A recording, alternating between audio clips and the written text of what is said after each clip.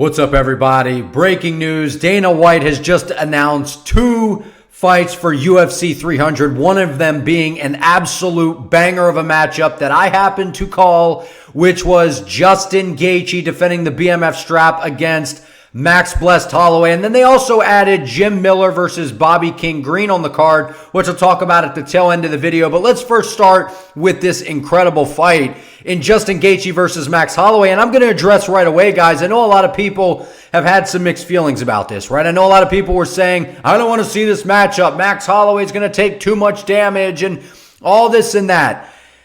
Max Holloway's had some time off since his last outing, right? Max Holloway has dominated the featherweight division outside of Alexander Volkanovski for so long, right? We've seen him against Yair Rodriguez, where everyone thought that he was going, to meet his match at some point, whether it was Yair, whether it was Arnold Allen, whoever it is. This is the perfect time for this fight to happen. We need, UFC 300, huge landmark event, right? Everyone wants these super fights, these crazy matchups. Put the BMF strap up for grabs. These are 2 BMFs, no doubt about it. We got Justin Gaethje. He definitely has the power advantage, right? We know about the hands of Justin Gaethje. He doesn't get enough credit for his boxing fundamentals that have drastically improved since him and Trevor Whitman have really went to work, man. I mean, over the past few years, Justin Gaethje has absolutely transformed himself and became a patient fighter, which is actually kind of crazy because Max Holloway's done the exact same thing. Max is a guy that maybe took a page out of the book of Justin Gaethje, where Max was so good for so long, but really would just get into brawls with people, right? We knew with Max Holloway, it was the outstanding boxing, the hands, the pace, the cardio, the pressure, and he would just melt guys. We saw what he did to Jose Aldo. All the fights that we've seen between these guys, and they both have done something similar. They started off being very exciting, winning the fans over, getting in these firefights, and then sitting back and working on their skills and kind of being like, okay, I don't need to be a guy that sits in the phone booth and just trades crazy shots all day long. It's okay to take a backward step, move laterally, add kicks into their arsenal. We saw Justin Gaethje knock out Dustin Poirier with a head kick. We've never even seen Justin Gaethje throw a body kick before, and then he knocks Poirier out with a head kick. And then we get Max Holloway, who comes out against Arnold Allen and is ripping kicks to the body that are cracking like a whip. You can hear it through the TV, and it's like Max throws kicks now. So it's like we're looking at 2 guys that have really evolved their game. And if this was a fight that happened a couple years ago where they were both reckless and just throwing caution to the wind, this would be a really bad matchup for Max Holloway, in my opinion, because we saw what happened with, they have that common opponent, the common opponent, which is Dustin the Diamond Poirier. And we saw that, Dustin was able to beat Max twice. First, when they were younger at featherweight, got him by armbar. And one of the only people to actually finish Max Holloway, which was by armbar, not by KO. That needs to be noted. And then they go out there at lightweight, and it's for an interim strap. And we got to see what happened with Max Holloway going up to 155, guys, because that was always the concern is, what happens when the blessed train goes up to 155? Is he going to be able to hang with these guys? How does that power translate? And boy, did we get to see that Max can take a shot, but he can also hurt, guys at 55. We saw what he did to Dustin. He was able to hurt Dustin. Like, people don't remember that fight the same way I remember the fight, which is, I watched this fight not that long ago, and yes, Max took some shots, but Dustin was also really hurt in that fight. So I know there is a little bit of a power difference between the lightweights and Max Holloway, because that's always been Max's drawback, is he's a tall, lanky guy, but he doesn't have that one-shot power where with Gaethje, there's no doubt about it. I can't argue with you. The fact that Justin Gaethje is absolutely going to have a power advantage. Those leg kicks are devastating, and he's getting better at hiding them. We saw that against Rafael Fiziev, who I thought was going to be able to defend the leg kicks against Gaethje well, and he couldn't pick up on them. And then it's, any fight that you get into with Justin Gaethje, I say this time and time again, I have never seen a Justin Gaethje fight. It doesn't exist where Justin Gaethje does not hurt the opponent. Going back to when he was in, I believe it was PFL, where he was fighting on NBC. Then he comes into the UFC. The guy has had a bonus in every single UFC fight that he's had. Unheard of. And then the reason for that being, he's getting hurt and other people are getting hurt. Like, you don't walk out of a Justin Gaethje fight being like, outpointed him, no problem. No marks on me today. No, you're coming out with a broken nose, a broken orbital, blood everywhere. Like, that's what a Justin Gaethje fight looks like. He lives up to the name, the highlight.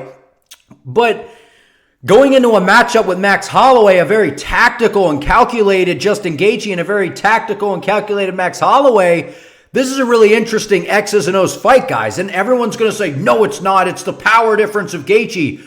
We've seen Justin Gaethje in 5-round fights. And when the fights do go into those later rounds, the 3rd round, 4th round, 5th round, now granted, Justin's either kind of kill or be killed in the first couple rounds, right? I mean, that's kind of what we've seen. We saw with Fiziev, it went 3 rounds, but for the most part, we look at Oliveira, we look at the Poirier fight, we look at against Khabib, we look at those matchups, and Justin's either getting taken out or he's taking somebody out. Now, we have seen him in some 3-round wars with Poirier the first time. We saw him against Eddie Alvarez. Those are really the notable losses of Justin. And then obviously the submission by Khabib. He hurt Oliveira badly. But overall, Justin, he tends to kind of fade a little bit as the fight goes. Justin Gaethje, he does have good cardio, but it's not as good as Max Holloway. And that's where Max is going to have the advantage in this matchup, is Max is going to look to drag this fight into the later rounds. Now, make no mistake about it. We have seen Max Holloway can put somebody out. And everyone's always said Max Holloway doesn't have power in his hands.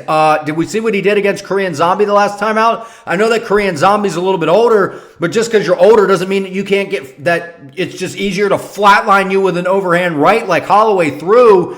And that would have KO'd anybody in the division. I wish he would have thrown that on Volk. Now, I don't know if he gets that shot off of Volk, but still, you get my point. So overall, incredible matchup. I think it's a great fight. The fact that these guys are both very reserved and very calculated. Now they will lay it all out there. If they get tagged and they're not having a lot of success, they'll stand in there and trade. But I would advise that against Max Holloway in this matchup. But everyone is so quick to write off Max Holloway in this fight, guys, and I don't get it, because the longer this fight goes, it is going to favor Max Holloway. And who's to say that Holloway can't stand in there with Gaethje even in the early rounds with this patient kind of distance management Max Holloway and start to kind of let those hands go against Gaethje? Because we've seen Justin, if he can't get the leg kick game going, he's in a lot of trouble. And I do expect that he's going to have success against Max Holloway, because Max is a guy that's been very vulnerable to leg kicks. We've seen Volkanovski weaponize that against him. But I'd be lying to you if I said I wasn't worried for Max, though, because all of what I've said, Justin Gaethje is a very dangerous man. We've seen the power. We know what Gaethje brings to the table, which is a controlled wreck, basically, where he's getting hurt and someone else is getting hurt.